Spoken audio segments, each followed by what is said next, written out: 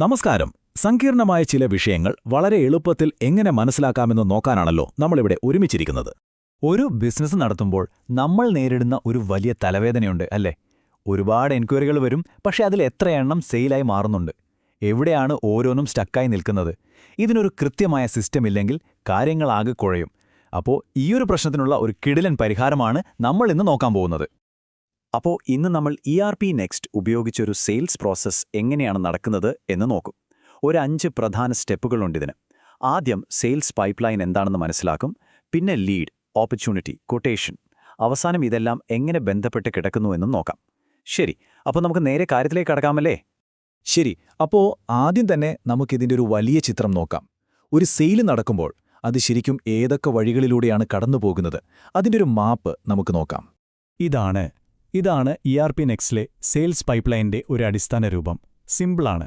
ആദ്യം ഒരു ലീഡ് വരുന്നു, അതായത് ഒരു എൻക്വയറി. അത് കുറച്ചുകൂടി കാര്യമായി മാറുമ്പോൾ നമ്മളതിനെ ഓപ്പർച്യൂണിറ്റി എന്ന് വിളിക്കും. അവസാനം നമ്മൾ അവർക്കൊരു ഓഫർ കൊടുക്കുമ്പോൾ അതൊരു കൊട്ടേഷനായി മാറുന്നു. ലളിതമായി തോന്നാമെങ്കിലും ഇത് ഭയങ്കര പവർഫുള്ളായിട്ടുള്ളൊരു പ്രോസസ്സാണ്. ഓക്കെ, അപ്പോൾ നമുക്ക് ആദ്യത്തെ ഘട്ടത്തിലേക്ക് തന്നെ പോകാം. ലീഡ്. ഇവിടെ നിന്നാണ് എല്ലാം തുടങ്ങുന്നത്. സിമ്പിളായി പറഞ്ഞാൽ, ഒരു സെയിലിലേക്ക് നമ്മളെ നയിക്കാൻ സാധ്യതയുള്ള ആരെയും നമുക്ക് ലീഡ് എന്ന് വിളിക്കാം. ഒരുപക്ഷെ അത് നിങ്ങളുടെ വെബ്സൈറ്റിൽ നിന്ന് വന്നൊരു എൻക്വയറി ആകാം, അല്ലെങ്കിൽ ഒരു പരസ്യം കണ്ടിട്ട് വിളിക്കുന്ന ഒരാളാകാം. അങ്ങനെ എന്തും. ഇവിടെ ഏറ്റവും പ്രധാനപ്പെട്ട ഒരു പോയിന്റുണ്ട്. എന്തുകൊണ്ട് നമ്മളിത് റെക്കോർഡ് ചെയ്യണം? കാരണം ഇന്ന് നിങ്ങളാണ് ഈ ലീഡിനെ കൈകാര്യം ചെയ്യുന്നത്, നാളെ ചിലപ്പോൾ വേറൊരാളാവാം. അപ്പോൾ അവർക്ക് മുൻപ് നടന്ന സംഭാഷണങ്ങളെല്ലാം മനസ്സിലാക്കാൻ ഈ ട്രാക്കിംഗ് അത്യാവശ്യമാണ്. സിസ്റ്റത്തിലൊരു ലീഡ് ഉണ്ടാക്കുക എന്ന് പറയുന്നത് വളരെ എളുപ്പമുള്ള കാര്യമാണ്. അവരുടെ പേര്, കമ്പനി, ഇമെയിൽ ID, അവരെങ്ങനെ നമ്മളെപ്പറ്റി അറിഞ്ഞു, നിലവിൽ എന്താണ് സ്റ്റാറ്റസ്, ഇങ്ങനെയുള്ള ബേസിക് കാര്യങ്ങൾ കൊടുത്ത് നമുക്ക് തുടങ്ങാം. ഇതിൻ്റെ ഏറ്റവും വലിയൊരു ഗുണമെന്താന്ന് വെച്ചാൽ, ആ ലീഡുമായി ബന്ധപ്പെട്ട എല്ലാ വിവരങ്ങളും, ഫോൺ വിളിച്ചത്, ഇമെയിൽ അയച്ചത്, മീറ്റിംഗ് വെച്ചത്, എല്ലാം നമുക്കൊരൊറ്റ സ്ഥലത്ത് കാണാൻ പറ്റും. ഒന്നും മിസ്സാവില്ല. ഓക്കെ, അപ്പോൾ നമ്മുടെ കയ്യിൽ ഇപ്പോൾ ഒരു ലീഡുണ്ട്. പക്ഷേ ഈ വരുന്ന എല്ലാ ലീഡിന്റെ പിന്നാലെയും നമ്മൾ ഓടേണ്ട കാര്യമുണ്ടോ? ഇല്ല. യഥാർത്ഥത്തിൽ ഒരു കച്ചവടം നടക്കാൻ സാധ്യതയുള്ളത് ഏതാണെന്ന് തിരിച്ചറിയണം. അവിടെയാണ് ഓപ്പർച്യൂണിറ്റി വരുന്നത്.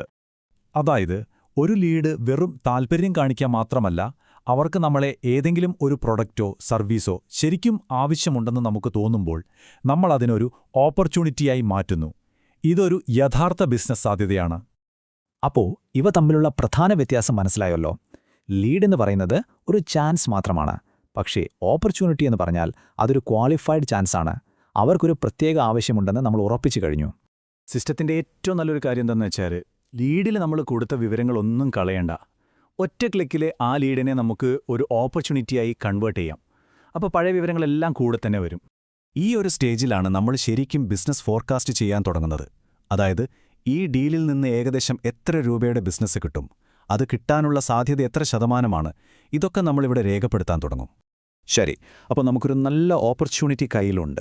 അടുത്ത പടി എന്താണ്? തീർച്ചയായും അവർക്കൊരു ഒഫീഷ്യൽ ഓഫർ കൊടുക്കണം. അതിനാണ് നമ്മൾ കൊട്ടേഷൻ ഉപയോഗിക്കുന്നത്.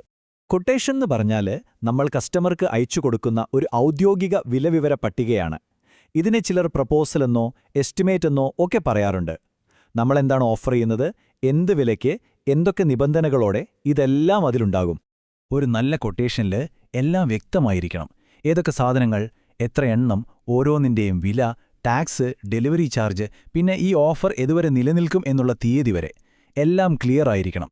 ഇവിടെയും സിസ്റ്റം നമ്മുടെ ജോലി എളുപ്പമാക്കും. ഓപ്പർച്യൂണിറ്റിയിൽ നിന്ന് ഡയറക്റ്റായിട്ട് കൊട്ടേഷൻ ഉണ്ടാക്കാം.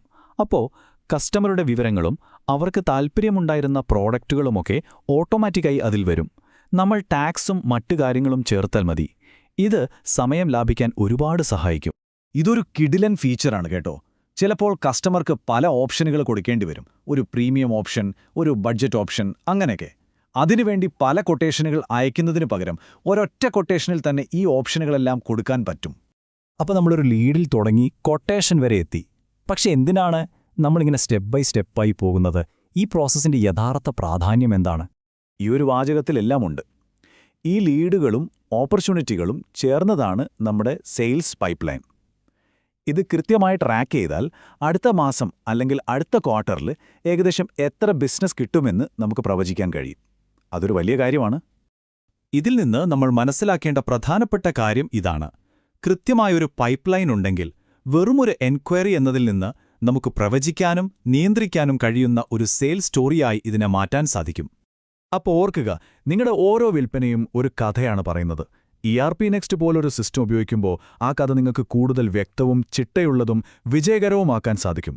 ചോദ്യം ഇതാണ്, നിങ്ങൾ പറയുന്ന കഥ എത്രത്തോളം മികച്ചതാണ്?